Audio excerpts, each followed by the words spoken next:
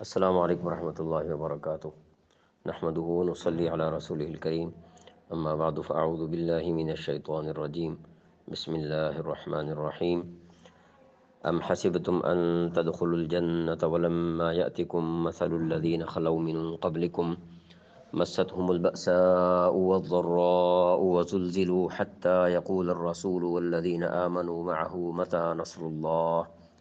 الا ان نصر اللہ قریب، صدق اللہ العظیم۔ آج انشاءاللہ سورۃ البقرہ کی آیت نمبر 214 سے شروع کریں گے۔ کیا حسبتم تم خیال کرتے ہو، ان کے تدخلوا تم داخل ہو جاؤ گے، الجنت جنت میں،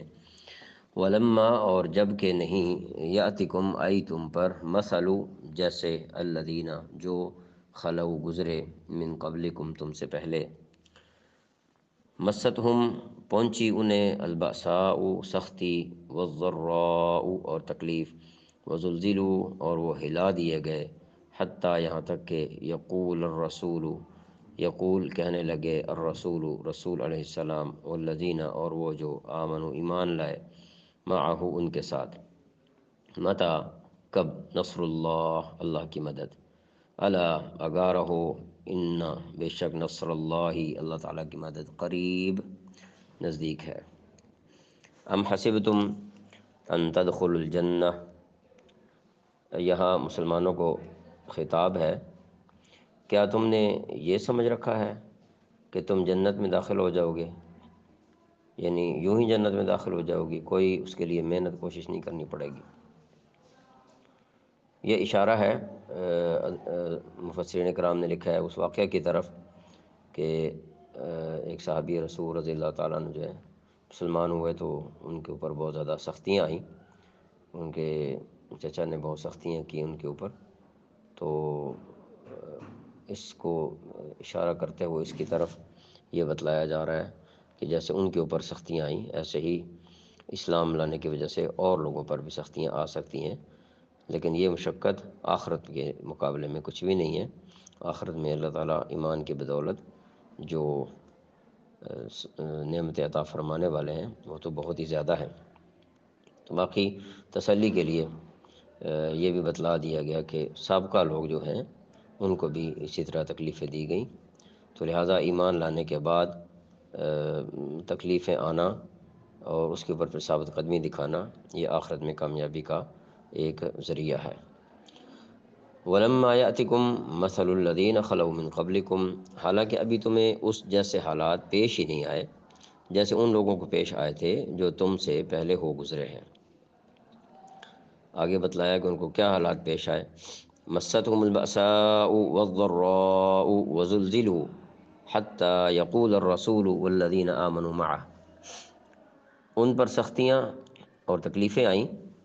اور انہیں ہلا ڈالا گیا، یہاں تک کہ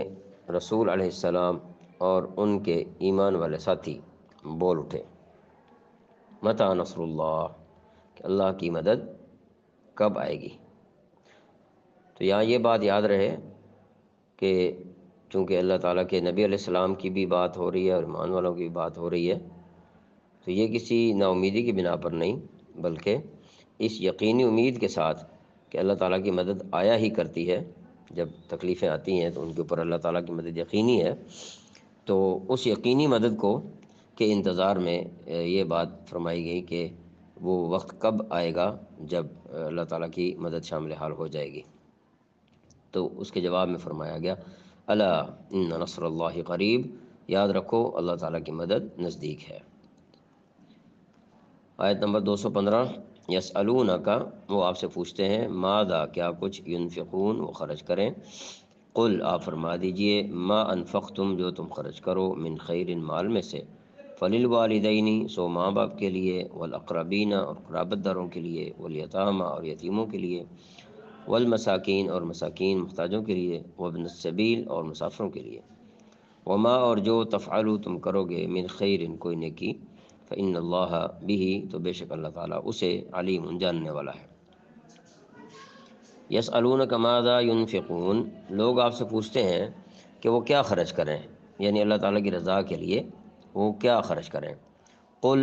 ما انفقتم من خیر فللوالدین والاقربین والیتامى والمساکین وابن السبیل، آپ کہہ دیجئے کہ جو مال بھی تم خرچ کرو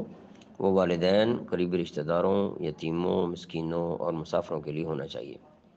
وما تفعلوا من خیر فإن اللہ به علیم، اور تم بھلائی کا جو کام بھی کرو اللہ تعالیٰ اس سے پوری طرح باخبر ہے۔ آیت نمبر 216، کتبہ فرض کیا گیا، علیکم تم پر، القتال قتال یعنی جنگ، وہوا اور وہ، کرہن ناگوار ہے، لکم تمہارے لیے، وعسا اور ممکن ہے، ان تکرہو کہ تم ناپسند کرو، شیئن ایک چیز کو، وہوا اور وہ، خیر بہتر ہو، لکم تمہارے لیے، وعسا اور ممکن ہے، ان تحبو کہ تم پسند کرو، شیئن ایک چیز کو، وہوا اور وہ، شر لکم تمہارے لیے بری ہو، واللہ یعلم اور اللہ تعالیٰ جانتا ہے، وانتم اور تم لا تعلمون نہیں جانتے۔ کتب علیکم القتال وہو کرہ لکم، تم پر جنگ کرنا فرض کیا گیا ہے۔ ظاہر ہے جنگ دشمنوں کے ساتھ کی جائے گی، تو دشمنوں سے جنگ کرنا فرض کیا گیا ہے، مراد ہے یہاں پر۔ فرمایا وہ اور وہ تم پر گراں ہے، بوجھل ہے، وعسى ان تکرہوا شیئا وہو خیر لکم، اور یہ عین ممکن ہے کہ تم ایک چیز کو برا سمجھو حالانکہ وہ تمہارے حق میں بہتر ہو، وعسى ان تحبوا شیئا وہو شر لکم، اور یہ بھی ممکن ہے کہ تم ایک چیز کو پسند کرو حالانکہ وہ تمہارے حق میں بری ہو، واللہ یعلم وانتم لا تعلمون، اور اللہ تعالیٰ جانتا ہے، یعنی حقیقت کو تو اللہ تعالیٰ جانتا ہے اور تم نہیں جانتے۔ اس آیت مبارکہ میں قتال کا ذکر کیا گیا اور ساتھ کرہ لکم کہا گیا کہ تم پر گراں ہے، تو ظاہر بات ہے ایمان والوں کے لیے اللہ تعالیٰ کے کسی بھی حکم پر عمل کرنا، اور بالخصوص وہ جو ہستیاں تھیں نبی علیہ السلام کے میت میں، ان کے لیے تو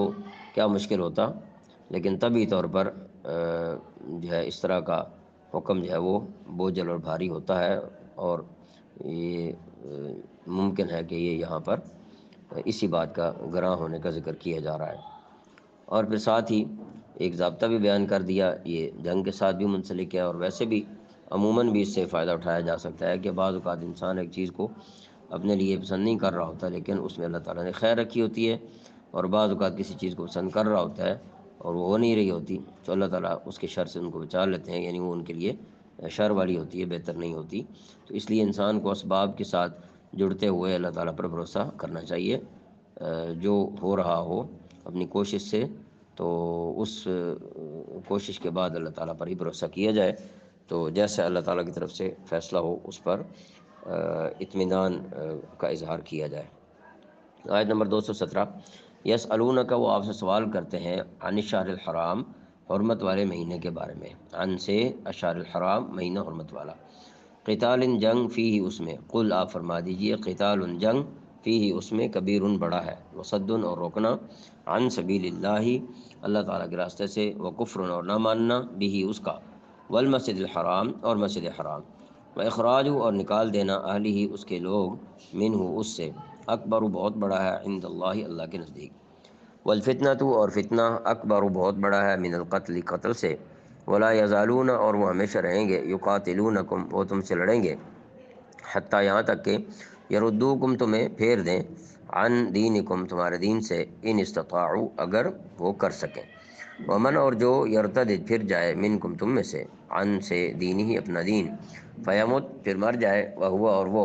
کافر ہو، فاولئک تو یہی لوگ، حبطت ضائع ہو گئے، اعمالہم ان کے اعمال، فی الدنیا دنیا کی زندگی میں، والآخرت اور آخرت میں، فاولئک اور یہی لوگ، اصحاب النار دوزخ والے ہیں، ہم فیہا وہ اسی میں، خالدون ہمیشہ رہیں گے۔ یسألونک عن الشہر الحرام قتال فیہ، لوگ آپ سے حرمت والے مہینے کے بارے میں پوچھتے ہیں کہ اس میں جنگ کرنا کیسا ہے۔ لوگ سے مراد یہاں بنیادی طور پر صحابہ کرام ہیں رضی اللہ عنہم اجمعین۔ تو حرمت والے 4 مہینے رجب، ذوالقعدہ، ذی الحجہ اور محرم ہیں، ان مہینوں میں جنگ منع ہے، البتہ اگر کوئی دشمن حملہ کر دے تو اپنا دفاع کیا جا سکتا ہے۔ قل قتال فیہ کبیر، آپ کہہ دیجئے کہ اس میں جنگ کرنا بڑا گناہ ہے، وصد عن سبیل اللہ، مگر لوگوں کو اللہ کے راستے سے روکنا، یعنی یہاں پر مگر کے ساتھ یہ بتایا جا رہا ہے کہ جنگ بلا وجہ جو ہے وہ کرنا، اور حرمت کے مہینوں میں کرنا خاص طور پر، یہ تو بڑا گناہ ہے.